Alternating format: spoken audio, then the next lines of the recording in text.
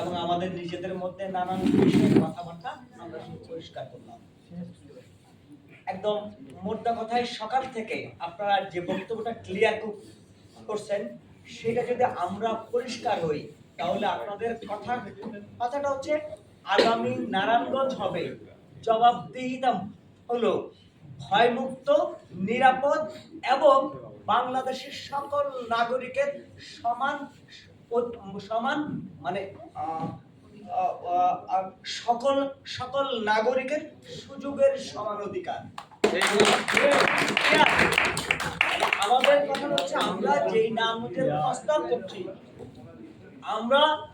নারায়ণগঞ্জের প্রস্তাব করছি ওই নারায়ণগঞ্জ হচ্ছে কি এক নম্বর হচ্ছে জবাবদিহিতামূলক হইতে হবে। এখানে ডিসি, এসপি, প্রশাসন, সিটি কর্পোরেশন যাদের বেতন সরকারি টাকায় হয় তারা প্রত্যেকে নাগরিকের কাছে জবাবদিহি করতে বাধ্য থাকবেন। যদি আমরা আমাদের আইন শৃঙ্খলা বাহিনী সহ সরকারি কর্মকর্তাদেরকে জবাবদিহিতার মধ্যে আনতে পারি তাহলে ছাত্র জনতা যে আন্দোলন করলো বৈষম্যের বিরুদ্ধে, ছাত্র জনতা যে স্বৈরাচারের বিরুদ্ধে আন্দোলন করলো সেটা ভবিষ্যতে আর কোনো স্বৈরাচারের জন্ম নেবে না। শেখ হাসিনার জন্ম হয়েছিল একমাত্র কারণ শেখ হাসিনা একটা অ্যাবসলিউট পাওয়ার চেয়েছিল এবং তার এই অ্যাবসলিউট পাওয়ারের জন্য বাংলাদেশের সংবিধান সহ সমস্ত এমপি, মন্ত্রী, আমলা সমস্ত তার ইচ্ছায় তার অনিচ্ছায় নড়চড় করতো। এটাকেই হচ্ছে স্বৈরাচার। আমরা এই অবস্থার পরিবর্তন হয়েছে এবং ভবিষ্যতে এই অবস্থা আর হবে না যদি আমরা বাংলাদেশকে একটা জবাবদিহিতা মূলক ব্যবস্থার মধ্যে আনতে পারি।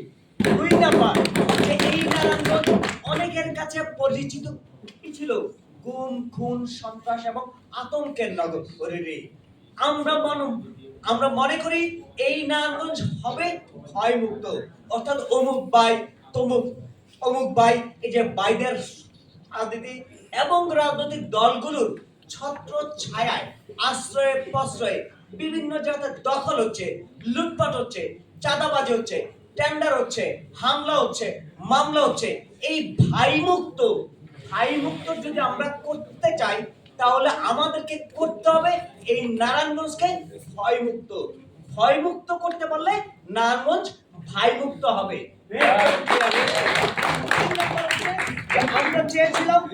আমরা চেয়েছিলাম এই নারায়ণগঞ্জ নারী, পুরুষ, শিশু, বয়োবৃদ্ধ সহ সকলের জন্য একটা নিরাপদ নারায়ণগঞ্জ হবে, মানে সকলের জন্য।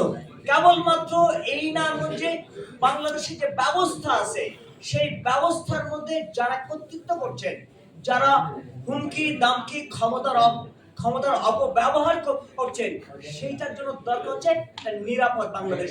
অর্থাৎ এই নারায়ণগঞ্জ শিশুর জন্য, বয়োবৃদ্ধের জন্য, নারীর জন্য, পুরুষের জন্য, সকলের জন্য নিরাপদ হইতে হবে। এইটা হচ্ছে তার বাইরে থাকে কি, তার বাইরে থাকে সুযোগের সমান অধিকার। অর্থাৎ বিগত গভর্নমেন্ট আওয়ামী লীগ সরকার যেটা করছেন সেটা পুরো বাংলাদেশে একটা বিভাজনের রাজনীতি। এইটা মানে বিভাজনের রাজনীতি ছিল।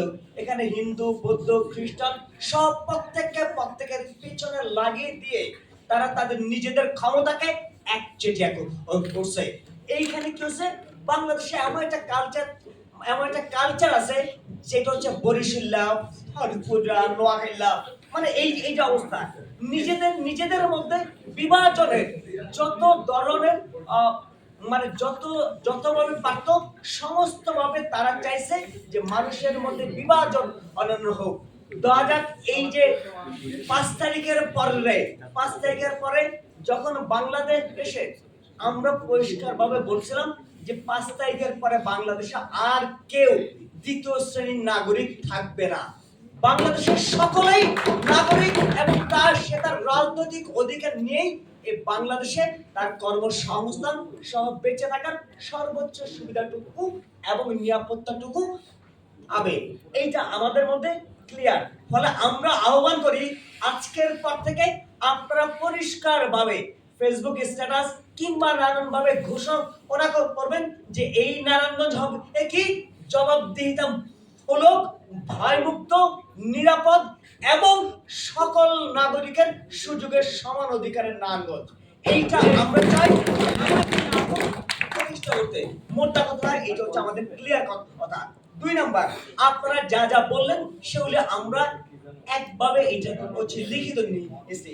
এখন এই যে খানপুর হসপিটাল কিংবা এটা হচ্ছে সরকারি বেসরকারি যতগুলো হসপিটাল আছে সেটার পরিস্থিতি কি আপনারা সকলে জানেন।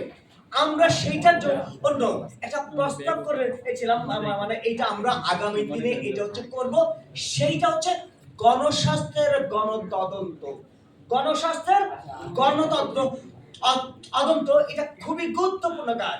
আমরা যেটা করব যে খানপুর হসপিটাল, ভিক্টোরিয়া হসপিটালের সামনে 3 দিন থেকে 5 দিনের একটা ক্যাম্প করব।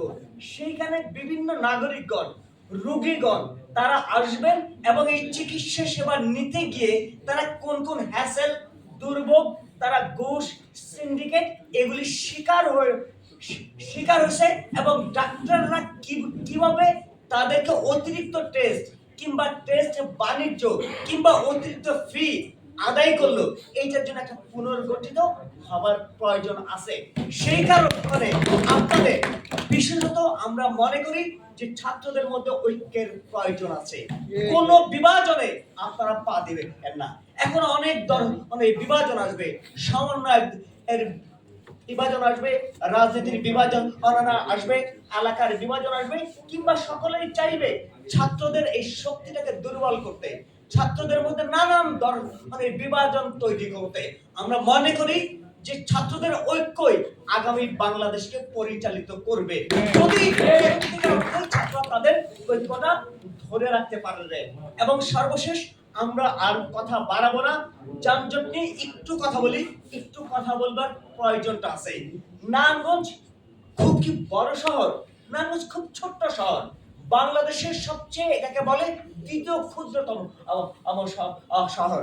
আমরা যদি চাষা থেকে স্টার্ট করি, চাষা থেকে প্রায় 2 কিলোতে এটা হচ্ছে সিটি কর্পোরেশন, চাষা থেকে হাফ কিলোতে খানপুর হসপিটাল, চাষা থেকে প্রায় 1 কিলোমিটার এটা হচ্ছে এসপি অফিস, ডিসি অফিস সহ সমস্ত অফিস আদালত।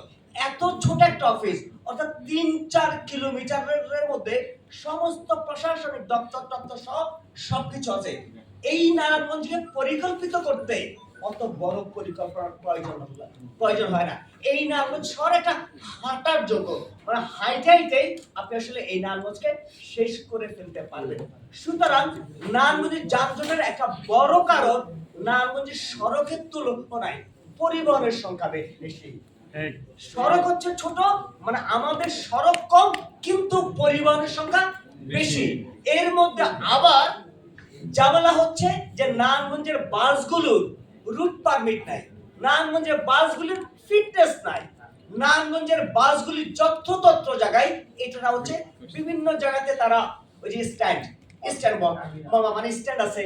তার মধ্যে আরো বেশি হচ্ছে নারায়ণগঞ্জের যতগুলো বড় বড় হাইরাইজ বিল্ডিং হচ্ছে তার কোথাও কোনো জায়গাতে পার্কিং এর স্পেস নাই। প্রাইভেট কারগুলো প্রত্যেকটা এসে মার্কেটে ঢুকলেই ওই মার্কেটের সামনে যে রাস্তা সেই রাস্তার মধ্যে স্ট্যান্ড করে থাকে। ফুটপাতে হকার একটা বড় বিষয়, কিন্তু সব সমস্যাকে আমরা মানে এই মুহূর্তে সমাধান করতে পারবো না।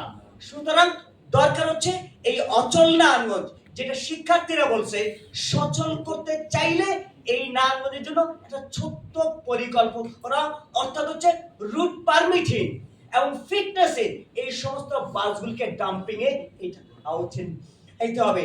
নারায়ণগঞ্জে অটো রিক্সা, ব্যাটারি রিক্সা সহ যা আছে সেটাকেও একটা পরিকল্পনার মধ্যে আসা। আর ইদানিং অনেকেই বলছেন যে একটা ফুট ওভারব্রিজ হইতে হবে।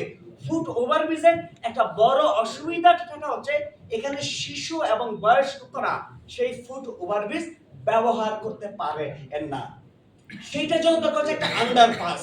একটা আন্ডারপাস হলে তখন এটা খুব সহজে সকল শ্রেণী পেশার সব বয়সের জন্যই এটা খুব সহজেই আমরা এই পার থেকে ওই পার কিংবা এটা আসলে সম্ভব। ফলে আমরা প্রস্তাব করি যে নারায়ণগঞ্জের গুরুত্বপূর্ণ জায়গাগুলিতে আন্ডারপাস স্থাপন করতে হবে। এবং এইটার সাথে আপনারা অনেকে বলছেন জেব্রা ক্রসিং। শহর ছোট হলে ভাই, এই শহরে মানে সত্যিকার অর্থে আমি মর্মে মর্মে উপলব্ধি করি এই শহরে, মানে এত ছোট শহর যে আমরা হাইটে পার করতে পারি। বলে একটা জেব্রা ক্রসিং করতে অনেক কি টাকা লাগে? টাকা লাগে না। এটা হচ্ছে আন্তরিকতার বিষয়, দায়িত্বশীলতার বিষয়। ছাত্ররা, এই যে আপনার যে ছাত্র আছেন, চাইলে আপনার যদি একটা কর্মসূচি দেন যে আপনার শহরে জেব্রা ক্রসিং করে দিবেন, এইটার জন্য খুব বড় কোনো টাকা কিংবা বড় কোনো উদ্যোগের প্রয়োজন নেই। এটা চাইলে ছাত্ররা এবং নারায়ণগঞ্জ শহরে মানুষের দুর্ঘটনা ঝুঁকি তাদের নিরাপদ চলবার জন্য আপনারা অনায়াসে ব্যবস্থাটা করতে পারেন। আমরা আজকে আর এই বিষয়ে খুব বেশি আলোচনা মানে আজকে আমরা আর খুব বেশি আলোচনাটা এখানে করবো না, কিন্তু একটা বিষয় আপনাদেরকে মনে রাখতে হবে যে এই বাংলাদেশ ছাত্র জনতার হাতে, তরুণদের হাতে নিরাপদ। সুতরাং এই বাংলাদেশে আগামী দিনে কারা জনপ্রতিনিধি হবেন, কেমন জনপ্রতিনিধি হওয়া উচিত, সেইটা নিয়ে আমরা বারবার বসবো।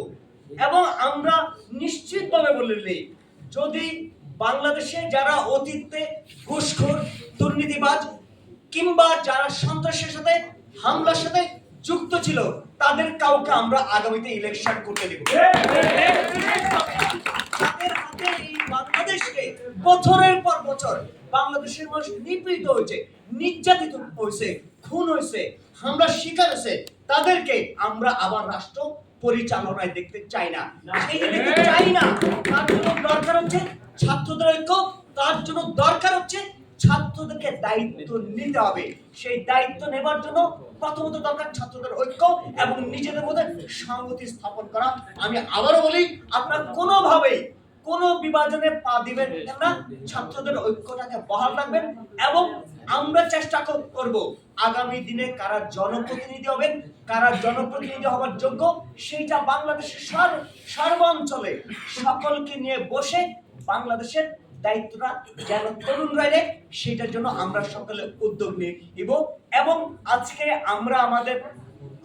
আমরা গণসংহতি আন্দোলনের পক্ষ থেকে ছাত্রদের সাথে একটা মত বিনিময় হলো। তারপরে আমরা বিভিন্ন শ্রেণী পেশা, ডাক্তার, শিক্ষক, ইঞ্জিনিয়ার, উকিল সহ বিভিন্ন শ্রেণী পেশার সাথে বসবো। কারণ এই নারায়ণগঞ্জ কেবলমাত্র ছাত্রদের নয়, এই নারায়ণগঞ্জ সকলের। সেখানে ছাত্ররাও অংশ নেবেন, কিন্তু বিশেষত ছাত্রদের দায়িত্বে, তরুণদের দায়িত্বে আগামী বাংলাদেশ অগ্রগতি হোক, তার সম্ভাবনা হোক, সেটা আমরা আশা করি। আমরা আশা করব আমাদের আগামী যে ডাক কিংবা আমরা আগামী যে মত বিনিময় সভাগুলো আহ্বান করব, সেখানে আপনারা উপস্থিত হবেন এবং আপনারা গঠনমূলক ভাবে কি পরিকল্পনা করতে চান সেটা লিখিত আনবেন। এবং আমরা মনে করি যে সেভাবে বাংলাদেশ যদি আগায়, তাহলে এই নারায়ণগঞ্জ গুম, খুন, সন্ত্রাসের বিপরীতে গিয়ে এটি সকলের নারায়ণগঞ্জে পরিণত হবার একটা যৌক্তিক জায়গায় আমরা নিয়ে যেতে পারবো। সেইটার জন্য আমরা আপনাদের সকলের কাছে সহযোগিতা চাই এবং আমরা আশা করি ছাত্র তরুণরা যারা জীবন দিচ্ছেন, তারা বাংলাদেশের আগামী পুনর্গঠনের সাথে, নারায়ণগঞ্জের পুনর্গঠনের সাথে সকলে যুক্ত থাকবেন, এই আশাবাদ ব্যক্ত রেখে আমরা আমাদের আজকের এই